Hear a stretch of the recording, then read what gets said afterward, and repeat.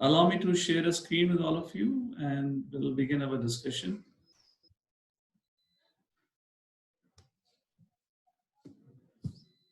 Hare Krishna. Om Ajnanatimirandasya Jnananjana Shalakaya Chakshurunmilitam Yena Tasmai Shri Guruve Namaha. Namo Vishnupadaya Krishna Prishthaya Bhutale Srimate Bhaktivedanta Swami Niti Namine Namaste Saraswate Deve Gauravani Pracharine Nirvishesha Shunyavadi Pashyataya Deshatarine Jai Shri Krishna Chaitanya Prabhu Nityananda Shri Advaita Gadadhar Srivasadi Gaur Bhaktivinoda. Everyone together, please. Hare Krishna, Krishna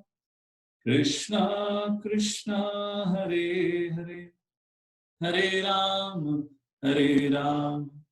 Rama Rama, Hare Hare. Hare Krishna. So we welcome you all. We are on the 18th episode of our discussion on Mahabharata, and we are on Bhishma Parva. So today we will be discussing about Bhagavad Gita.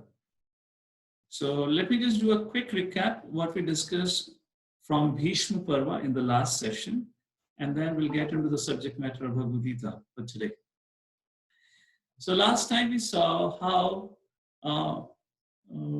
just a week before the war of Kurukshetra, or the Mahabharata war, Vyasadeva decided to visit Dhritarashtra. Vyasadeva went to Dhritarashtra's palace at Hastinapur. He met him. And Vyasadeva thought, let me give one more try, one last attempt, one more try to convince Dhritarashtra to avoid getting into this war with Pandavas and to peacefully return what belongs to Pandava. Vyasadeva spoke to Dhritarashtra, but Dhritarashtra said, oh, my dear father, my dear great sage, I cannot do it because my son doesn't want to listen to me. I'm a helpless father. Vyasadeva tried to give all the reasons, in fact, told the future of Mahabharata war. Vyasadeva said, hey, Dhritarashtra, if you do not stop the war, be assured your all 100 sons would die at the battle. Not only that, the whole dynasty would be destroyed. Please listen to my advice. But Dhritarashtra would say, my dear sage, destiny is all powerful. If destiny wants this, then who am I to protect it? And when Vyasadeva saw that Dhritarashtra is not willing to change, then Vyasadeva decided to leave. However, before he was about to leave, he told Dhritarashtra, Dhritarashtra, I want to give you the opportunity to see the war with your own eyes. If you want, I can give you the blessing that you can see the war while sitting in Hastinapur. So Dhritarashtra said, my dear great sage, what will I do with the eyes to see the destruction of my own men? I don't want to see the war. Let Sanjaya see. And let Sanjaya explain to me. You give the vision to Sanjaya, and Sanjaya can explain to me what is happening in the war. So Vyasadeva, like that, blessed Sanjaya that he would have the vision of the whole war of Kurukshetra. He could see, he could hear everything, but he would never ever get frightened because of what he see at the battlefield. He would never be covered by ignorance, and he would see everything as it is. And he would be able to explain the Dhritarashtra what he is able to see at the battlefield. Like this, after blessing the Dhritarashtra, Vyasadeva left Hastinapur, and just a day before the war of Kurukshetra, which was about to start, there was a discussion in the camp of Kauravas. Duryodhana wanted Bhishma Pitama to become the commander-in-chief. So Duryodhana approached Bhishma Pitama and said, my dear great-grandfather, please, you become the commander-in-chief. Bhishma Pitama said, yes, I will, but on two conditions. First, I will not kill any of the Pandavas. And second, Karna should not fight along with me in the war. Duryodhana had to agree to both the conditions because he knew if Bhishma Pitama is standing on the battlefield against the Pandavas, Pandavas have no chance to win the war against the Duryodhana. However, now the Karna cannot take part in the battlefield, in the war, which Karna wanted so badly. He has to wait outside until Bhishma Pitama dies, which means every day Karna would be praying, when would this old man die so I can take part in the war? Like that, the day ended, and now the first day of the 18th war, or the 18 days of war begins. And Sanjaya begins to describe Dhritarashtra, what he is seeing at the battlefield. And that is how our Bhagavad Gita begins. Bhagavad Gita chapter 1, verse number 1, begins with words of Dhritarashtra, where Dhritarashtra is inquiring from Sanjaya.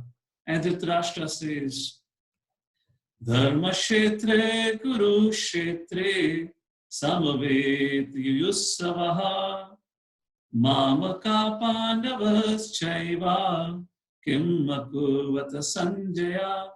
Dhritarashtra told Sanjaya, Sanjaya, please tell me what is going on at the battlefield.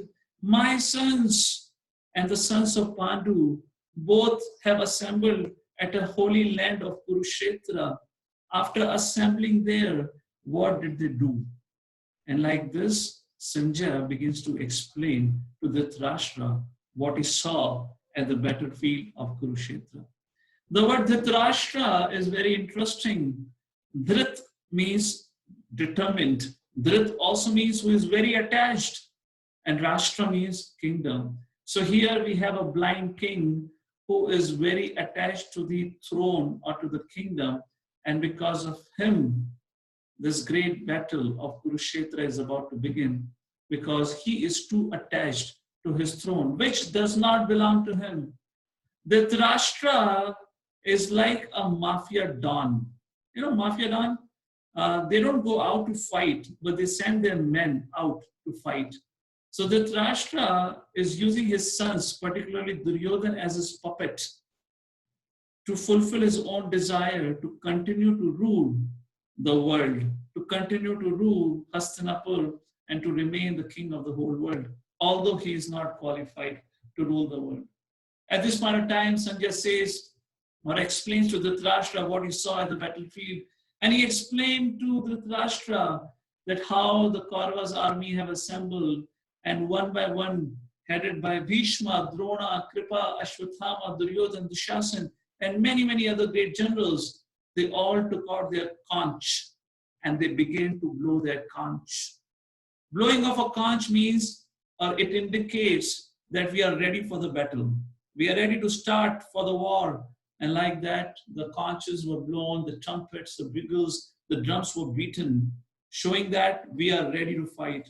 In response to this, the Pandavas, headed by Lord Shri Krishna, Arjuna, Bhima, Yudhishthira, Nakul and Sahadev, all of them blown their conch. And this is a very beautiful verse that gives the names of the conches that belong to Krishna, Arjuna and Bhima in this particular verse. This is 15th verse of chapter 1 of Bhagavad Gita.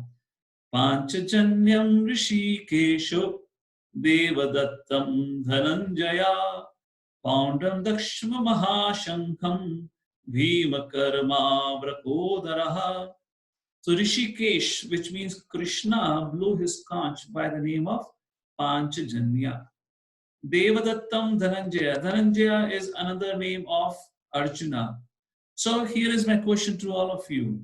What does the word Dhananjaya means? Anyone know what is the meaning of word Dhananjaya?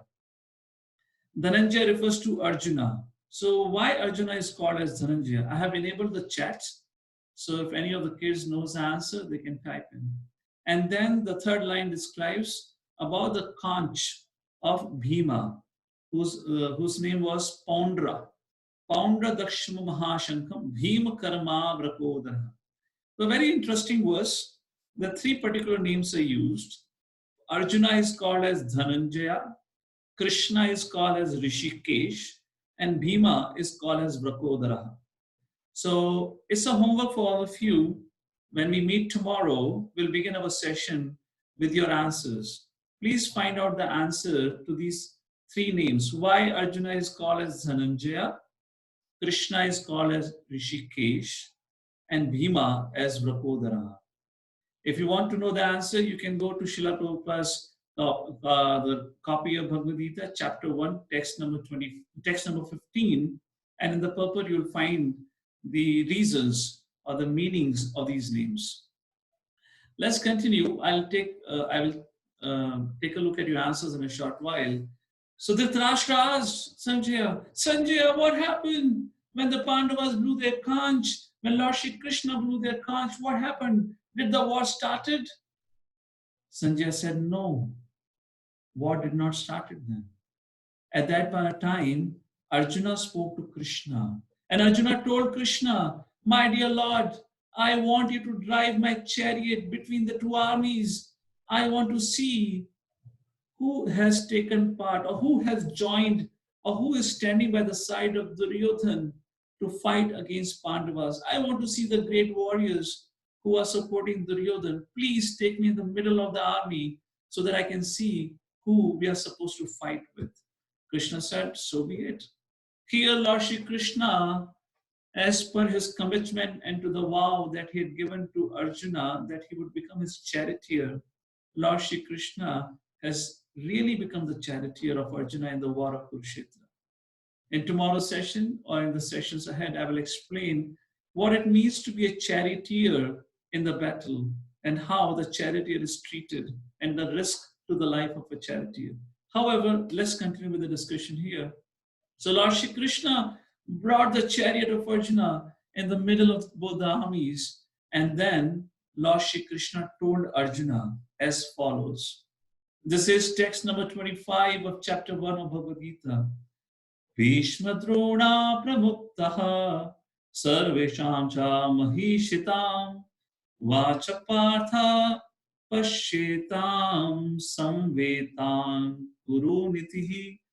Here Krishna says Vacha Partha. These are the words spoken by Sanjaya, where Sanjaya is explaining what did Krishna do, and Sanjaya says to Dhritarashtra, Krishna brought the chariot of Arjuna in front of Bhishma and Drona. And Krishna told to Arjuna, hey Arjuna, see, look at these great warriors against whom you have to fight, and headed by Bhishma and Drona on the side of the Kauravas. And here is my second question to all of you. Please note down these questions. I will not going to give an answer in today's session, but we'll be discussing these questions in the future sessions. But I would really appreciate if you can try to find the answer, and I'll give you the verses from Bhagavad Gita where you can find out the answer for this question. So second question for the day today for all of you is, why did Lord Krishna brought his chariot in front of Bhishma and Drona only? Lord Krishna could have brought the chariot of Arjuna in front of Dushasan, Ashwathama, Duryodhan, and so many other great warriors. If Arjuna would have seen Duryodhan, Dushasan, Ashwathama, or anyone else, he would have become more angry and eager to fight. But now, because Lord Shri Krishna brought the chariot in front of Bhishma and Drona, to whom Arjuna loved so much, Bhishma was his very dear great-grandfather, and Dronacharya was his teacher. And for Dronacharya, Arjuna was his best student. And Lord Shri Krishna intentionally brought Arjuna's chariot in front of Dronacharya and Bhishma Pitama. So here is my question to all of you once again. Why did Lord do like this? Why Lord did not take the chariot of Arjuna in front of Duryodhan, Dushasan, Ashwathama, Kripacharya, or anyone else for that reason? And when Arjuna saw Bhishma and Drona, he began to tremble, and he sat down in his chariot and he began to cry, and he told Krishna, my dear Lord, I cannot fight with my relatives. How can I fight in war against my lovable, my dear great-grandfather Bhishma? How can I fight with my own teacher Dronacharya, who has taught me everything? No, I will not fight. Saying like this, Arjuna sat down in his chariot and he put his weapons aside. And there was a pin drop silence in the whole battlefield of Kurukshetra. The Kauravas are looking at Pandavas, particularly at the chariot of Arjuna. What is happening? Why Arjuna is crying? Has he become scared of us? Is he scared of us to fight? And when Dhritarashtra heard this from Sanjaya, Dhritarashtra was super excited. Dhritarashtra was like, oh really? Arjuna have decided not to fight. It's fantastic. Now the war would happen before the war begins. My sons, Duryodhana and others will win the war if Arjuna decides not to fight. Dhritarashtra was super excited and Dhritarashtra asked Sanjaya, Sanjaya, what happened? What happened next? And then Sanjaya explains what happened. Sanjaya told Dhritarashtra, why did Arjuna decided not to fight? And in chapter 1 of Bhagavad Gita, Arjuna gives four reasons not to fight in the battlefield. And Sanjaya began to describe those four reasons. The very first reason Arjuna gave to Lord Shri Krishna to not to fight in the battlefield of Kurukshetra or against Kauravas was compassion. And Srila Prabhupada writes in the purport in text number 27 of first chapter, because Arjuna was a pure devotee of the Lord, that's the reason he was very soft-hearted and compassionate.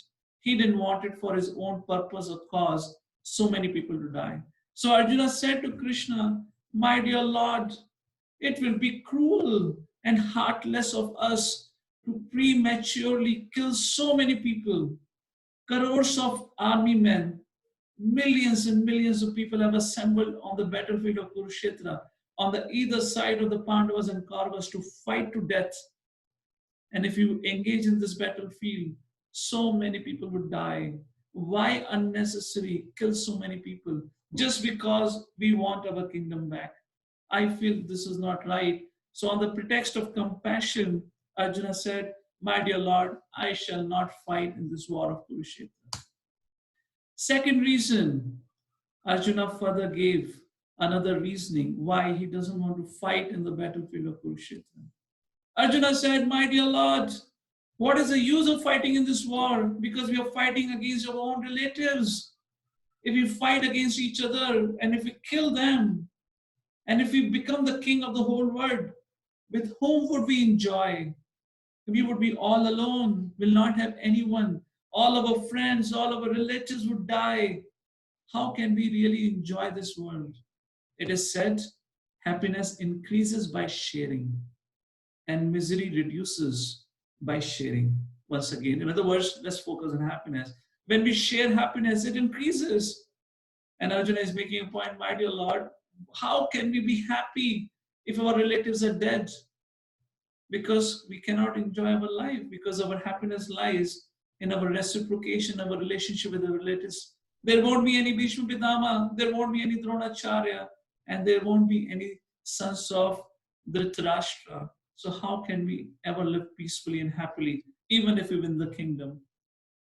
And now Arjuna gives a third reasoning.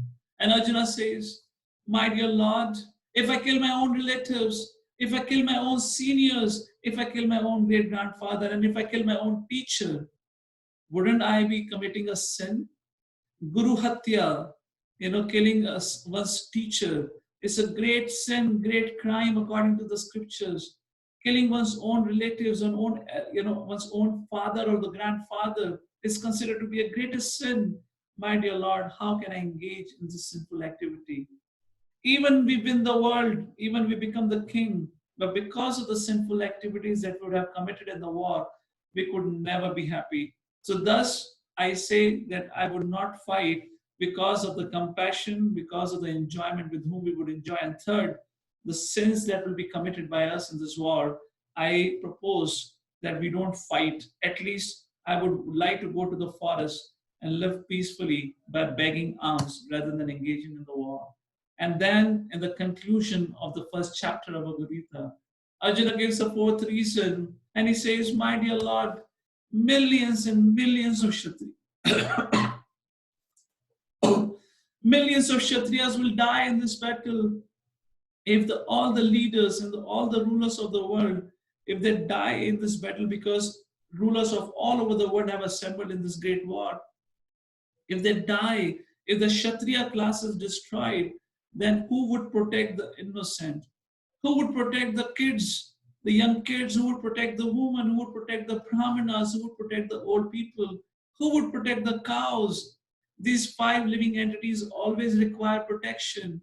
And if there are no Kshatriyas to rule, then the criminals or the sinful people would exploit the kids, the women, the old people, the uh, the brahmanas and the cows, and because of which the sin will increase and the whole family traditions will be destroyed.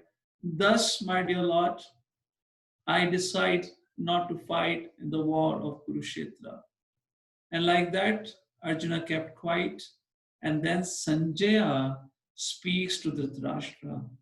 He explains to Dhritarashtra, after speaking like this, what did Arjuna do? And Sanjaya says, एवमुक्त्वार्जुना शङ्खे रथोपष्ठा उपाविशत् विसृज्य साशरं चापं शोकसंविघ्नमानसः.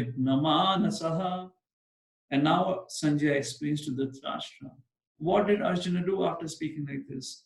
And Sanjaya said, my dear Lord, my dear great king Dhritarashtra, shokasmagvigna manasa. Manasa refers to mind. Shoka means lamentation or grief. Arjuna's mind being overtaken by grief, he sat down in the chariot. Rathopashta upavishat. He sat down in the chariot. Visritya sa sharam chapam, which means he took out his weapons in the armor, kept it aside, and sat down in the chariot with his mind overtaken by grief and lamentation. And Arjuna is completely confused.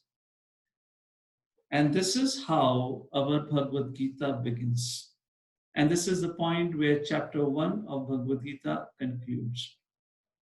Bhagavad Gita begins with a problem statement.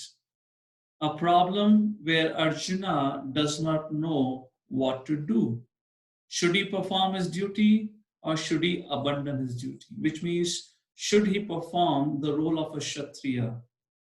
Should he perform the duty has been given to him by his elder brother Yudhishthira Maharaj to fight on his behalf in the war of Kurukshetra? And like this, Arjuna is confused, and from chapter 2 onwards now, Lord Shri Krishna will begin to speak to Arjuna to help him understand what is the best thing for him to do. Should he fight or not fight? That we'll see when we discuss Bhagavad Gita ahead. But what's going to happen ahead from chapter 2 to chapter 18 is an incredible dialogue, an incredible discussion, a question answer between Arjuna and Krishna, where Arjuna asks a question, Lord Shri Krishna responds with an answer. Arjuna is not satisfied, and again he asks a question, and Krishna again responds with an answer, and this goes on up to the 18th chapter of Bhagavad Gita. At the end of the whole discussion, Krishna says, Hey Parth, hey Arjun, Ocean of Bharata, I have spoken to you what all I wanted to tell you. I have answered all your queries to your satisfaction. Now I give you the freedom to choose what you want to do. Do you want to fight in the war and perform your duty, or you want to run away from the battlefield like a coward? Is your choice. But if you are still confused, I am willing to speak the complete Bhagavad Gita again to you. And that's the beauty of Bhagavad Gita, where we see the compassion of Lord, where Lord is willing to help his devotee to any extent. In Bhagavad Gita, we see Lord Shri Krishna encourages Arjuna, ask as many questions you want to ask. And Krishna says, Arjuna, if you're not satisfied, I am willing to repeat whatever I have spoken to you from beginning again. And that's the reason Bhagavad Gita is not a monologue, which means it is not a one person speaking about what is dharma or what is adharma. What is dharma, how to practice dharma, how to give up adharma is a question answer between Lord Shri Krishna and Arjuna. That makes this Bhagavad Gita a very, very special wisdom literature for all of us. So, what is Bhagavad Gita? Now, before we get into Bhagavad Gita, I guess all the kids here would be interested about why should I study Bhagavad Gita? Or is it the right age for me to study Bhagavad Gita? I believe all of you are 8 plus, probably 12, 13, 14. So some of you are okay, you can understand. Some of you may be a little young for it. So let me give you a very small, simple example and a story to help you understand how you can actually get benefit from reading Bhagavad Gita. So just before we go ahead, as our session got delayed by 15 minutes because of the technical issues, I hope all of you are okay if I continue up to 8 o'clock. At 7:50 we conclude, so we'll go today up to 8 o'clock for today's session. So there was an old man living in a village who had a grandson. This old man or grandfather was living with his family, with his own son who was married, and the son had in other words, the grandfather had a grandson. Let's make it simple. So it's a story of a grandfather and grandson where the grandson loves his grandfather a lot. And he wants to imitate his grandfather. He wants to act and do things the way his grandfather does. And generally that's the nature of kids. They want to imitate the person whom they love or whom they are inspired of. So the grandfather, every day in the morning when he would get up, he would go to his room and he will open a very, very special book. And every day he would read from that book for an hour. And that special book was this special copy of Bhagavad Gita. How many of you, by the way, have a copy of Bhagavad Gita with you at home? I have enabled a chat. You can raise your hands. Of course, I cannot see everyone's hand. You can type into the chat box. How many of you have a copy of Bhagavad Gita, by the way? So the grandson, very much inspired by his grandfather, would also wake up early in the morning, and he also had his own copy of Bhagavad Gita, which he also tried to read like his grandfather. He tried and tried and tried, and he failed to understand. The grandson could not understand anything what Bhagavad Gita speaks about. So one day the grandson went to his grandfather and he said, Grandpa, I see every morning you get up and you read Bhagavad Gita for an hour. I have been trying to do so, but I'm not able to understand anything. Does this Bhagavad Gita has any value for me? Should I continue reading because I don't understand anything? So grandfather at that point of time was in the storeroom where he was filling a basket with a coal. In a basket, it has many holes. Generally, the baskets will have many holes. So that time, the grandfather or the grandpa gave the basket, which was covered with, it was completely dark, covered with black color because of the coal. And he gave it to his grandson. He said, my dear grandson, I'll give you an answer in a short while. But before that, please do me a small service or do me a favor. There is a river nearby our house. Please go and fill this basket with the water and bring it over here. The grandson went running to the river and filled the basket with the water and brought it back to the grandpa. But it was a basket which had many holes. By the time he came to the grandfather, all the water had leaked out. And the grandson told to Grandpa, there is no water remaining. This is of no use. The grandfather said, no, try again. You have to run faster this time. Again, the grandson went running to the river. Again, he filled the basket. He brought it back again, running more faster. However, by the time he reached to the grandpa, the basket was again empty. And the grandson said, oh no, alas, it's no use. There's no water in the basket again. Grandpa, it doesn't make any sense. Better let me take a bucket. Because there is no hose in the bucket would be able to hold the water. The grandpa said to the grandson, my dear grandson, just for this final time, try once more. Please go running to the river and try to run more faster back to me. I'm pretty sure you'll be able to bring some water. Grandson did what as the grandpa said. Grandson went running to the river, tried filling the water again and brought it back. And this time when he reached to the grandpa, there was some water remaining. But by the time he was about to give it to the grandpa, all the remaining water also leaked out. And now there is no more water in the basket again. And the grandson is, alas, alas, I again tried my best, but there's no water, my dear grandfather. This does not work. It is useless. And then grandfather told the grandson, my dear grandson, please take a look at the basket. And the grandson looked at the basket, and the grandson was surprised. What is it, my dear grandfather? What do you want me to see? I don't see. This is all empty. Grandfather told the grandson, look carefully towards the basket. Do you see it? Do you see any difference in it? And then the grandson looked at the basket and said, my dear grandfather, the basket is all cleaned.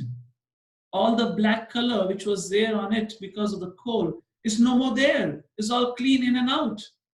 And now the grandfather said, my dear grandson, I'll give you the answer to your question when you asked me, what is Bhagavad Gita? What is the advantage of reading Bhagavad Gita? And the grandfather told grandson, my dear grandson, you may or may not understand Bhagavad Gita, but if you regularly read and hear from Bhagavad Gita, then our heart becomes pure like this basket just by reading Bhagavad Gita every day. And that's the advantage of it. So it doesn't matter who we are, what's our age. Of course, at least we should be reading with under the care and guidance of seniors, maybe your parents, or maybe we're going to discuss it out in our sessions. But Bhagavad Gita is a very, very important text for all of us to read. How many of you here have taken part in our December Bhagavad Gita quiz competition? Every year in December, we do a competition for kids based on Bhagavad Gita. How many of you have taken part? Yes or no? Chat box is enabled. Please reply back there so I know if you have taken part in it or not. If yes, say yes. If no, that's all right. So let's look into Bhagavad Gita a little more carefully. What is this Bhagavad Gita is all about? Today, I will introduce the subject of Bhagavad Gita, and tomorrow onwards, we'll get into the key areas and key subject matters of Bhagavad Gita, which is described as it is in Bhishma Parva of Mahabharata. So let's begin with very first question. What is, after all, this Bhagavad Gita? And by this time, all of you know it's a conversation between Krishna and Arjuna, where Arjuna is confused and Krishna is giving the answers. But more important than that, there's some special things about Bhagavad Gita. First, as I already explained, it is not a monologue. It is not a text spoken by one person. Rather, it's a question-answer based discussion. Bhagavad Gita contains the instructions of the Lord directly, unlike any other literatures where it contains the words spoken by the God to the Son and the Son speaks to the followers. Lastly, Krishna tells Arjuna, as I've already explained, choose what you want to do. And the fourth, it is also called as Gita Upanishad. What is Gita Upanishad? It means it is the essence of all the Vedas. It has 700 verses and it is in the format of question and answer. And that's the reason the great Shankaracharya compiled Gita Mahatmya, glories of Bhagavad Gita, and in the text 4, this would be a homework verse for all of you. I'll be sharing this verse at the end of the session on the WhatsApp group, where Shankaracharya says, what is the importance of Bhagavad Gita? Gita Sugita Kartavya Kimmanya Shastra Vistare Ya Swayam Padmanabhasya Mukha Padmat Vinistra, which means Shankaracharya is saying there is no need of studying any other scripture if you have Bhagavad Gita, because it is the words of Lord Shri Krishna directly. So, question comes, can anyone understand Bhagavad Gita? Or does it have any qualification? Does it have any requirements? Does it mean somebody who is very intelligent, he will be able to understand Bhagavad Gita? Does it depend on anyone's academic qualification? Or what is the qualification to understand Bhagavad Gita? It is not an academic book that all of you study in your schools, like physics, chemistry, bio, or whatnot, or the history books that you may have. In your academics, you score good marks or great marks depending on how much you have learned the subject. But Bhagavad Gita is not like that. Even if you know 700 verses by heart, still you may not have understood the key message of Bhagavad Gita. And this is what Krishna explains, that there is a difference. Bhagavad Gita is about spiritual knowledge, and spiritual knowledge can only be gained by a person who has a character. Spiritual knowledge is not a subject matter of somebody is being intelligent or somebody being foolish. To give you one quick example, Lord Chaitanya Mahaprabhu was traveling to South India and he came across a blind man, a blind Brahmana who was trying to read Bhagavad Gita. Now please tell me, can a blind man read Bhagavad Gita? Or can a blind man read any literature? Not at all. But Chaitanya Mahaprabhu went and embraced that Brahmana and he said, my dear Brahmana, why are you crying? Why are you crying? You know, you don't know even how to hold Bhagavad Gita. That Brahmana was holding the book upside down because he was blind, he cannot see. So Chaitanya Mahaprabhu asked, Brahmana, why are you crying? You are blind, you cannot read it, so why are you? I'm sorry, that was not a case of blind Brahmana, it was a case of an uneducated Brahmana, not a case of a blind Brahmana. It was a case the Brahmana was uneducated. He didn't know how to read and write at all, not a blind case. So he said, Brahmana said, my dear sir, I don't know, I'm uneducated, I'm illiterate, I don't know how to read and write. So Chaitanya Mahaprabhu asked, then why are you crying? And then Brahmana showed this particular photo through Chaitanya Mahaprabhu. And then Brahmana said, my dear sir, I am crying because when I look at this photo where Krishna, the Supreme Personality of Godhead, has become a charioteer, has become a servant of his devotee, I am crying thinking about how compassionate our Lord is, that my dear Lord is willing to take any role for the pleasure of his devotees. And when Chaitanya Mahaprabhu heard this, then Chaitanya Mahaprabhu embraced that illiterate Brahmana.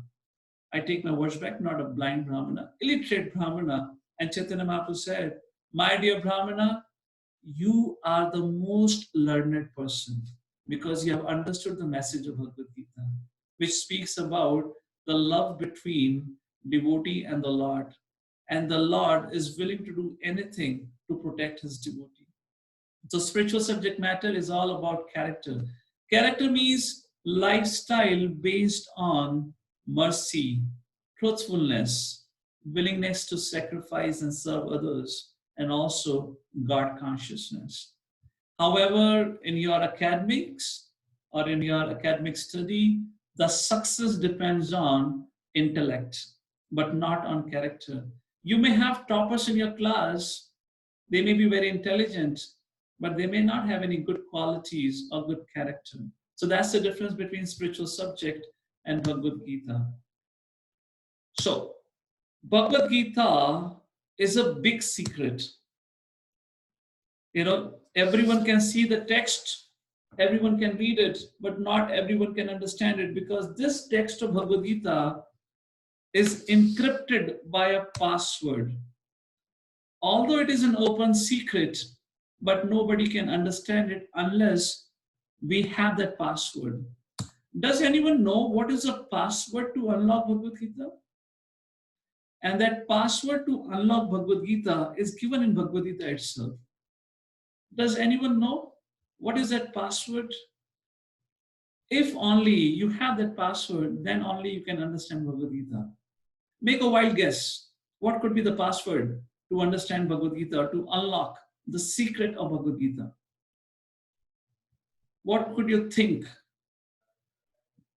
would be the password to understand and unlock Bhagavad Gita? Give a quick try. What comes to your mind? Type in. Let's read out some of your answers. Vrinda says wisdom. Srinivas says love. Adhira says devotion. Very nice answers. Inquisitiveness. Gargi says Hare Krishna Mahamantra. Love for Krishna, love for Guru, devotion. Oh, very nice answers. Oops, what happened? Govinda. So let's see what Krishna says. Krishna gives the password to understand Bhagavad Gita in Bhagavad Gita itself. And that password is in chapter 4, verse number 3 of Bhagavad Gita. Sa evayam maya tiyadya yoga prokta puratana bhaktasi me sakha cheti rahasyam vietaduttamam. Krishna says, hey Arjuna, I am telling you this Bhagavad Gita. Why? Bhaktasi me sakha cheti rahasyam vietaduttamam. Because you are my devotee and you are my dear friend. In other words, only a person who accepts Krishna to be a supreme personality of Godhead and he approaches the science of Bhagavad Gita with devotion, even if we don't have, but theoretically, if we at least put faith that Krishna is the supreme Lord and I am his eternal part and parcel, then, then that person can actually understand the secret of Bhagavad Gita. So question comes, why should I study Bhagavad Gita? I already gave you one of the reasons by explaining the story of a grandfather and a grandson. And here I'll give you the second reason. Bhagavad Gita can be compared to a Google Maps. How many of you have used Google Maps or at least are aware of navigation maps? You know, Google Maps on the smartphone, all of you are aware? Great. So what does Google Maps does to you? Why do you use a Google Map? You use a Google Map to find, because you have to go somewhere and you want to find a route for that destination. And not only it gives you the route to your destination, but Google Map also, in case when you're stuck in a traffic, the Google Map reroutes you and tells you the shortest way to take you to the destination. Is that correct? I don't use it, but I've heard like this. Is that correct? Yes. Similarly, Bhagavad Gita tells us, gives us the direction in our life to reach our destination. And when we are in problem, when we are stuck in life, the wisdom of Bhagavad Gita can help us to navigate our life. So what is the destination that Bhagavad Gita teaches us? Asatoma satgamaya tamsoma jyotirgamaya mrityum va amritam gamaya, which means Bhagavad Gita teaches us to move from the temporary to the eternal, from the darkness to light, and from death to eternity is the destination, is a journey of each one of us. To conclude with, actually this is what I speak to everyone, either the kids or the grown-ups, because this is what a kind of a universal introduction to what Bhagavad Gita is. I hope kids are able to relate to it. It's not too heavy for them. To conclude with this discussion for today, this is what Bhagavad Gita is all about. It starts with the confusion, starts with the confusion, which leads to an inquiry by Arjuna, and it ends with the clarity where Arjuna says, my dear Lord, I'm willing to do what you asked me to do because all my doubts have been cleared. And that's how Bhagavad Gita can help us in our times of difficulties when we are confused about it. So here, coming to the conclusion of our first presentation today on this Bhagavad Gita. Bhagavad Gita has 3 divisions, just for your information. It's divided into 3 parts: Karma Yoga, Bhakti Yoga, and Jnana Yoga. Chapter 1 to 6, 7 to 12, and 13 to 18. And Bhagavad Gita have 5 key messages or 5 key themes. First, who is Ishwar, who is Jiva, what is Kal, Karma, and Prakriti. So some of this subject matter can be a little more technical, but with all of you, we're going to discuss about Ishwar and Jiva and about Prakriti. These 3 subject matter we'll discuss in the next few sessions about Bhagavad Gita. And with that way, we'll conclude our study of Bhagavad Gita in that manner. So anyways, these are some verses. I'll share the slides with all of you about these 5 subject matters of Bhagavad Gita. And tomorrow onwards, when we meet, we'll begin with our very first session on Bhagavad Gita. Will be, does God exist? Or if yes, how can we prove the existence of God? And who is the supreme God according to Bhagavad Gita? So here we come to the conclusion of our today's session. And we have these 3 questions for all of you. You get a chance, do write to it. reply back to me on it. And I'll share this trivia with all of you in the WhatsApp group also in some time. And when we meet tomorrow again, same time as 7 o'clock, the very first subject matter from this discussion of Bhagavad Gita would be, does God exist? What is the scientific evidences and what does Bhagavad Gita speaks about it? What did Lord Shri Krishna told Arjuna on the subject matter? With that, we come to the conclusion for our today's discussion. So thank you very much for attending today's session. And at my side, I will try to make it as simple as possible so you can relate to the subject matter of Bhagavad Gita. Thank you. Srila Prabhupada Ki Jai. And do remember the 2 questions that I gave you in the beginning of the session. All right. So here I'll pause for today. And if you have any questions, we'll start the forum now. You can raise your hands, those who have questions, and I can start calling out on the names. Yes, Ramya. I see your hand up there. Please go ahead. Okay. Prabhuji, Yes. my name is not Ramya, but my name is Adarshman. I could not rename. What's your name? Sorry, I forgot it. Lakshman T.S. Lakshman, yes, Lakshmanji. Go ahead. Yes, I have a doubt as how the Krishna explains and how much time he takes. So there are many beliefs. Many people say, or many historians claim 45 minutes to 1.5 hours. So some say 45 minutes, some say 1.5 hours. You can take an average of it, okay? That much amount of time Lord Shri Krishna took, or the conversation between Arjuna and Krishna lasted for. All right. Prabhuji, I have one more thing to say.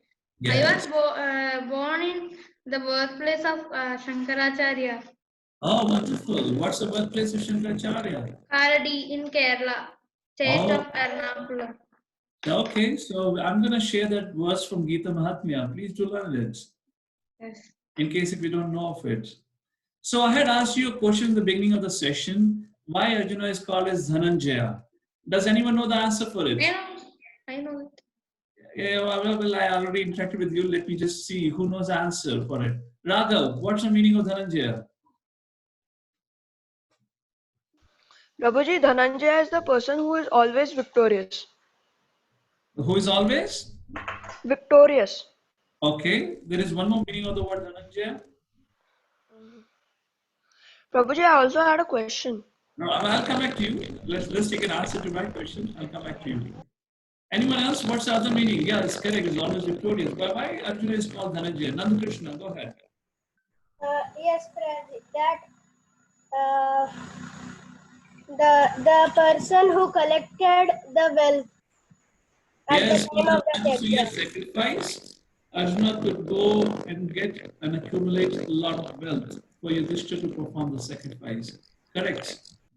Why Krishna is called as Rishikesh? Who knows the answer for it? Radhakund, go ahead. Oh, you don't know the answer for it. Okay. I see Madhav and Aradhana. Please go ahead. Unmute yourselves. Lord Krishna is referred to as Rishikesh because he is the owner of all senses. Owner and controller of the senses. Okay, good, good, good. Anything else? Rishikesh? He controls everybody. Yes. Any other answer? That's the correct answer. Any other meaning? Yes. Okay. We will come back to it. Now we come to the last Bhima. Why Bhima was addressed as Vrakodara? Who knows the answer for it? Jagannath? Okay, go ahead and mute yourself. Prabhuji, Bhima was known as Vrakodara because he could eat as voraciously and he could perform Herculean tasks such as killing the demon Hidimba. So the particular types of punches. Blow. Perfect. You are reading from the book itself, huh? All right, Jagannath. Okay, good, good, good. Prabhuji, I have a question.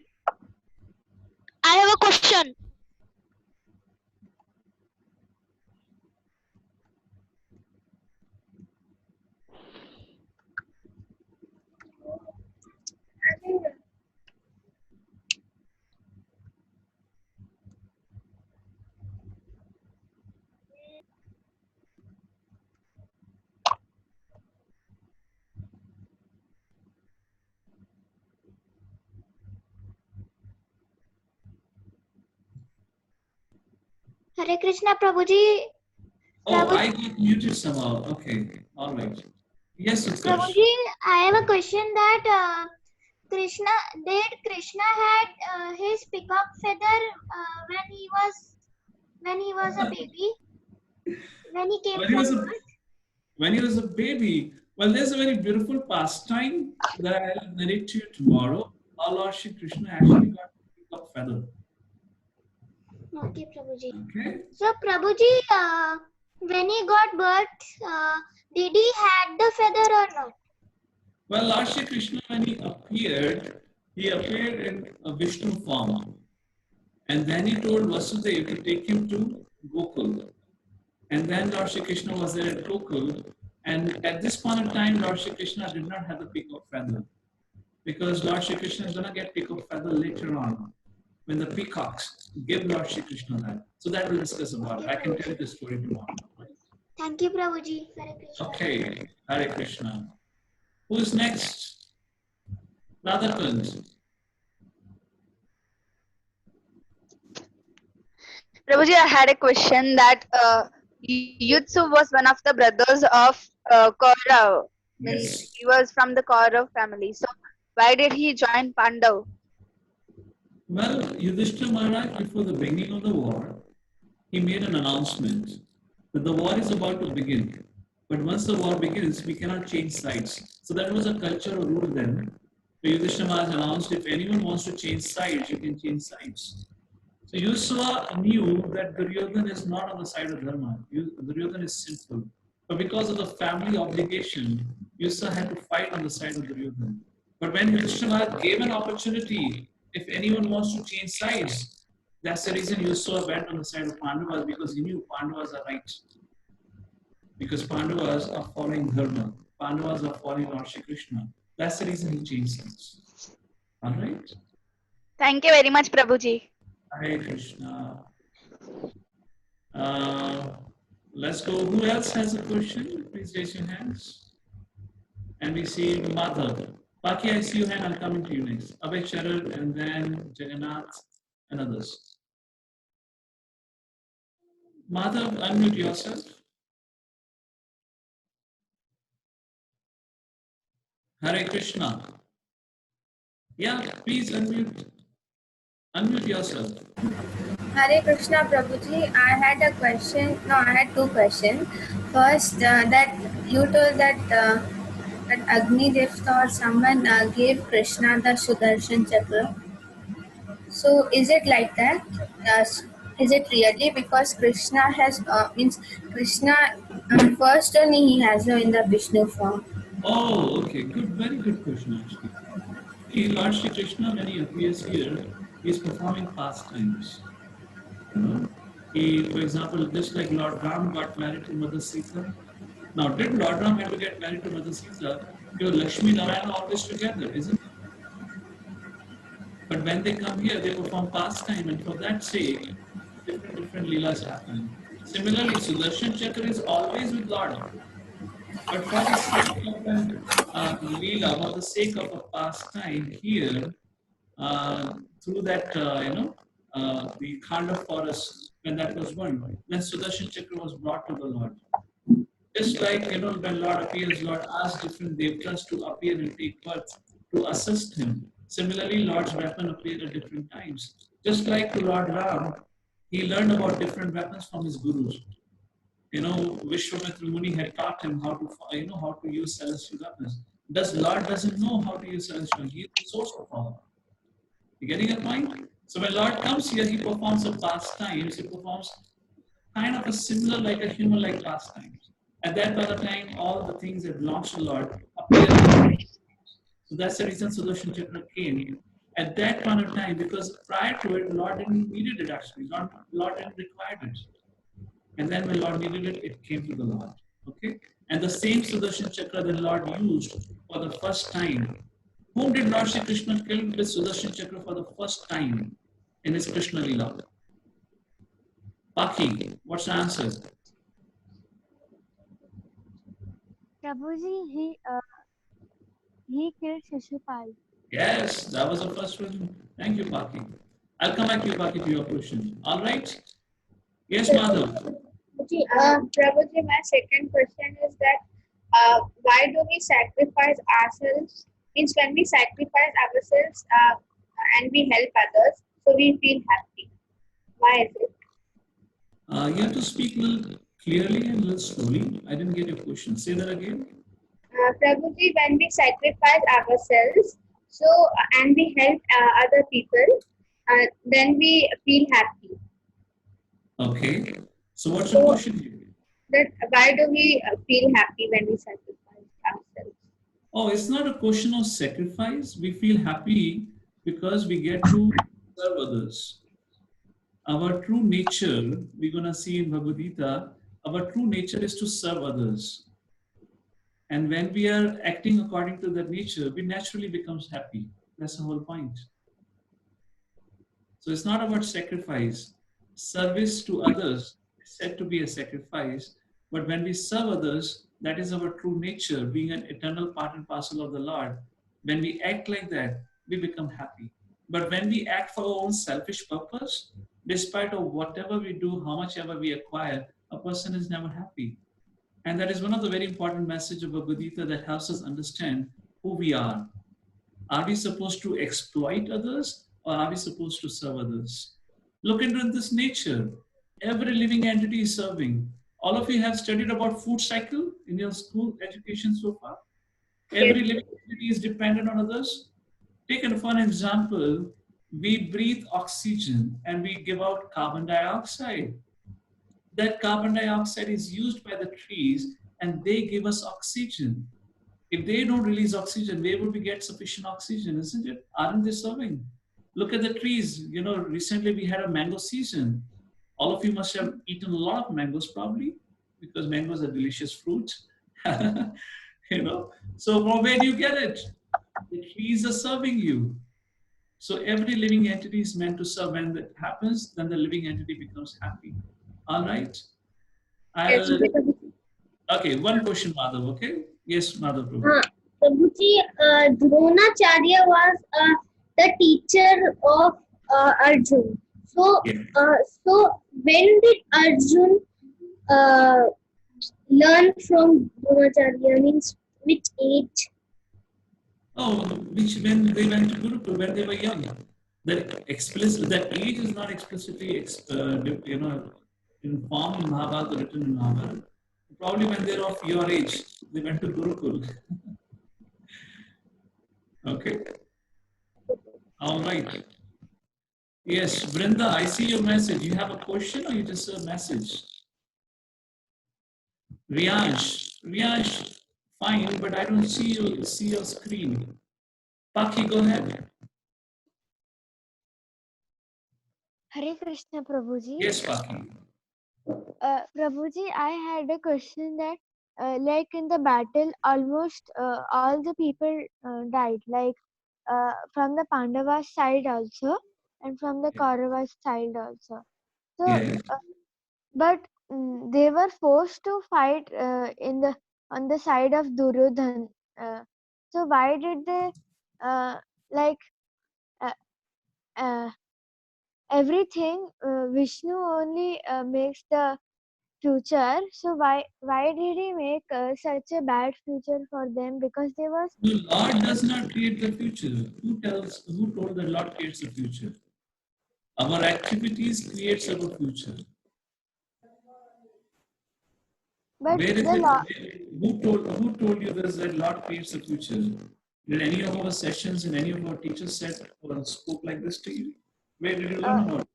not create, but they know that what will happen in the future. Yes, Lord knows what will happen.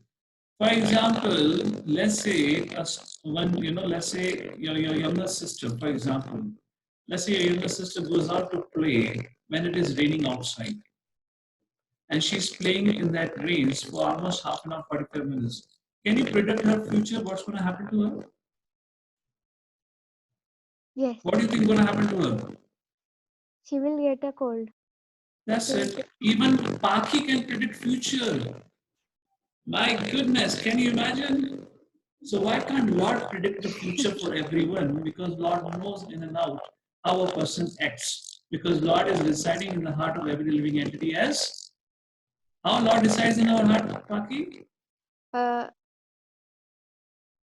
Like, Paramatma. what is that, Prabhuji? So Lord resides in the heart of every living entity as Paramatma. So Lord knows all our desires. So that way Lord can very easily tell what is the future of each one of us. Okay? All right, Paki. I'll go to the next person now. And Who else? Prabhuji, I know the answer of the second. And What was Prabhuji, the... Okay, let's take to the next question we have. Hare Krishna, Prabhuji. What's the time now? Prabhuji, it's 8:15. Okay, I have another session I have to lead. I'll take two quick questions from Riyash and Abhay. I see their hands they're raising, and Jagannath. Please be quick with your questions, okay? Riyash, go ahead quickly. Hare Krishna Prabhuji. Yes, Hare Krishna. I have a doubt Prabhuji. Please go ahead. Why did Krishna came Arjuna's charioteer? Why? Because Krishna promised Arjuna. Krishna said, Arjuna, you can choose me, choose my Sena. And if you choose me, I will be with you. But I will not fight in the war. And then Arjuna requested Lord Shri Krishna, my dear Lord, will you become my charioteer? And Krishna said, yes, Arjuna, I will become your charioteer. Okay? Then Krishna said he will not, in Kurukshetra war, Krishna will not throw any weapons. He said, but he had thrown on Bhishma. Yes, Riyash, when we come to that incident, we'll talk about why did Krishna do so, okay? Okay, Prabhuji. Thank you, Prabhuji. Hare Krishna. Okay, Jagannath and Abhicharan. Abhicharan, one question, please. Unmute yourself. Yes, Prabhuji, Hare Krishna, Prabhuji.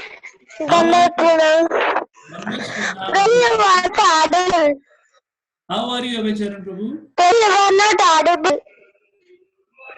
Your voice is coming, Prabhuji. I can't do anything about Prabhuji, for me, hard questions, Prabhuji. First question is that why Dhritarashtra cannot take the Vijayadurga? Abhicharan Prabhu, your voice is not clear. Am I audible to you?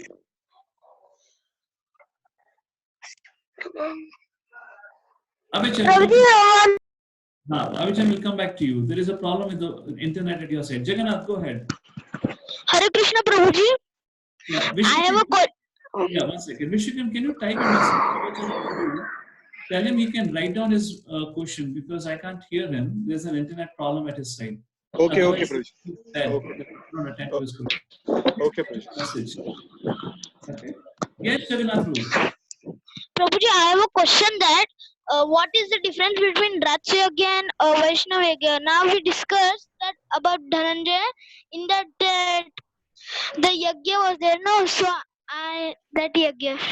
So, Rajasuya sacrifice is the most difficult yagya to be performed and is said to be the biggest sacrifice of yagya. The condition in Rajasuya sacrifice, you have to be accepted as the king of the whole world. In other words, you have to send the horse across the whole world and everyone should accept you to be the leader.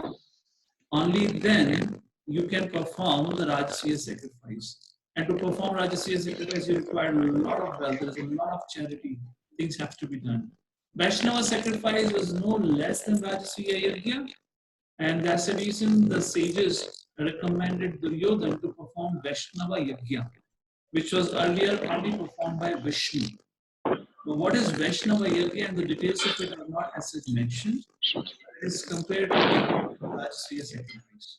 And to do that yagya, again a lot of wealth was needed. So Karna had gone on behalf of Duryodhana all over the world. And he had acquired a lot of wealth, won over the kingdoms all over the world, and brought a lot of wealth to Duryodhana to perform the Vaishnava yagya. Prabhuji, which yagya, Ashwamedh yagya had Rajasriya. Lord Ram had Ashwamedh yagya, na? Yes, yes, yes, yes. If Ashwamedh yagya is there in any mistake, that Brahma Rakshas attacks on us. So that's the reason, because we are prone to committing mistakes. Jagannath, chant 16 hours of Hare Krishna Mahamantra and be happy. No demons will attack. Okay. Thank you, Prabhuji. Thank you. I hope Prabhuji, can we leave? Yes. Can we leave? Your session is over, Jagannath. I'm concluding now. Haribol. Thank you. Abhay Charan Prabhu left. Okay.